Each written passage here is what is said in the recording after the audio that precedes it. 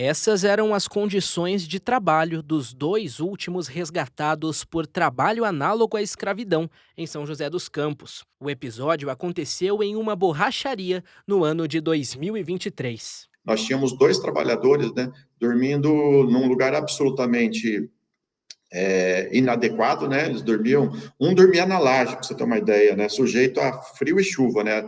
O lugar era aberto, então quando entrava ali o chuva, vento, o que fosse ali, o trabalhador ele até pegava um plástico para se cobrir, né? E eles, nesse caso, por exemplo, a gente enquadrou em condições degradantes de trabalho, né, por causa dos alojamentos deles, eles moravam lá, e a gente enquadrou também jornada exaustiva, porque esses trabalhadores trabalhavam então numa borracharia. De dia, eles trabalhavam como borracheiros ali, né, fazendo os concertos. E à noite eles ficavam lá de vigilante. O trabalho escravo, embora menor do que séculos atrás, ainda é uma realidade no Brasil. Segundo o procurador do Ministério Público do Trabalho, nos últimos 3 anos, o Brasil teve mais de 7.000 trabalhadores resgatados. E o estado de São Paulo tem praticamente 25% dos casos. Também se engana quem acha que não há trabalho escravo, né? Por ser o estado, né, mais industrializado da nação, esse tipo de coisa. No estado de São Paulo, a situação não é diferente, né? Em 2022, a gente teve 146 trabalhadores resgatados, 2023, 392 e 2024, 467, né? Um número quase ali, um quarto praticamente dos resgates do Brasil no ano passado se deram aqui no estado de São Paulo, né? É importante entender o que se enquadra como trabalho escravo. Existem algumas características para definir se o trabalho é análogo à escravidão. E se engana quem acha que essas práticas acontecem só na área rural. Elas podem estar mais perto do que a gente imagina. Hoje você tem 4 figuras, né, de tipificações, né, que a gente enquadra como trabalho escravo contemporâneo, né?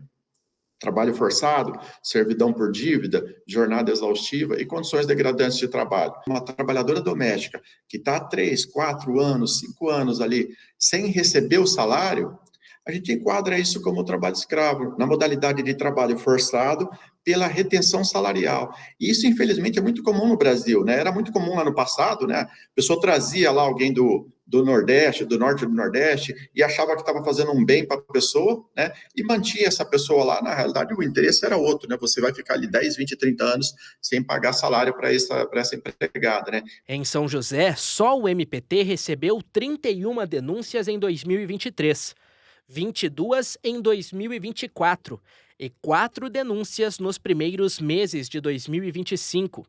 Denúncia não significa que o caso sempre se confirma, mas como o procurador explica, isso pode ser apenas a ponta de um iceberg. O combate ao trabalho escravo ele é feito por uma série de instituições, né? Uma força-tarefa, né? Não é só um órgão, não é só o Ministério Público, não é só o Ministério do Trabalho e Emprego, né? São uma série de instituições, né? Então, esses são os números recebidos aqui no MPT.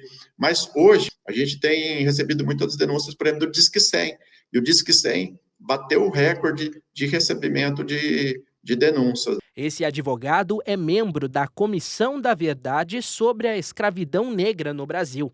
Segundo ele, a herança histórica da escravidão ainda reflete na atualidade. A escravidão ela cessou em 1888, mas a população negra ela foi marginalizada, ela não teve acesso à educação, à moradia, à saúde, ao emprego.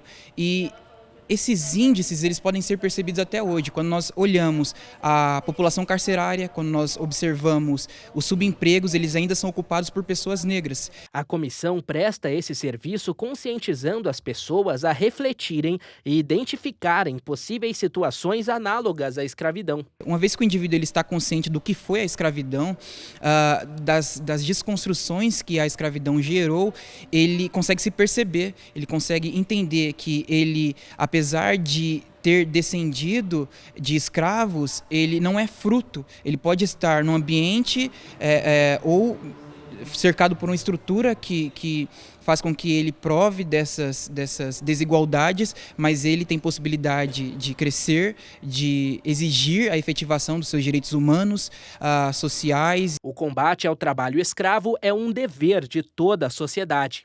É preciso trazer luz aos casos ocultos. Todas as pessoas merecem cidadania e condições justas de emprego. Por isso, existem várias formas de denúncia. Você pode fazê-lo por meio do Disque 100, né? Um telefone que existe para você denunciar a violação de direitos humanos, entre os quais o trabalho escravo, pelo site do Ministério Público do Trabalho, né, que é o www.prt15.mpt.mp.br. Você pode também não se identificar, se você preferir. O que é importante é que você relate realmente tudo que você tem conhecimento, né? Toda denúncia de trabalho escravo é objeto de fiscalização, porque é uma meta prioritária, né, estratégica dos órgãos.